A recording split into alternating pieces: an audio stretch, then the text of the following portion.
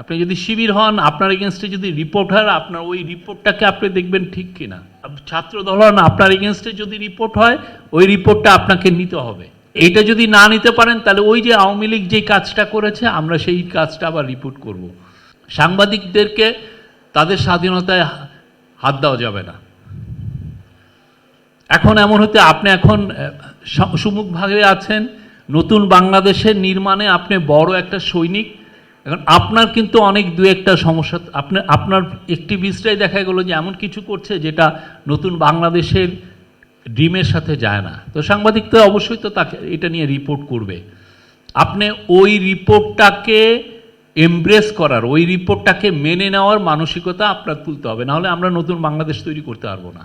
আপনি যদি শিবির হন, আপনার এগেনস্টে যদি রিপোর্ট হয়, আপনার ওই রিপোর্টটাকে আপনি দেখবেন ঠিক কিনা। আপনার ওইটা রিপোর্টটাকে মানতে হবে, আপনার ডাইভার্সিটিটাকে মানতে হবে। আপনি যদি ছাত্র দল হন, আপনার এগেনস্টে যদি রিপোর্ট হয়, ওই রিপোর্টটা আপনাকে নিতে হবে। জার্নালিজমের কাজ হচ্ছে পাওয়ারফুল লোক, পাওয়ারফুল গোষ্ঠীকে অ্যাকাউন্টেবল করা, তাকে দায়বদ্ধ করা। আপনারা যারা নতুন বাংলাদেশ তৈরি করছেন বা এটার সাথে সম্পৃক্ত হচ্ছেন, আপনার এটা নিতে হবে। এটা হলো জুলাইয়ের স্পিরিট।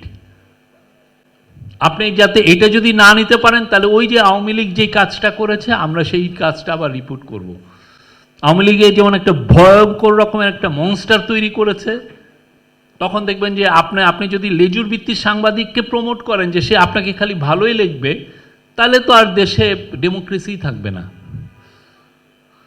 এটাকে আপনার এই জায়গাটার এই স্পেসটা আপনার এই জায়গাটাকে আপনাকে মানতে হবে যে জার্নালিজমের ক্ষেত্রে কোনো ধরনের তার কথা, তার মুখ বন্ধ করার কোনো অ্যাটেম্প্ট আমরা নিতে পারবো না।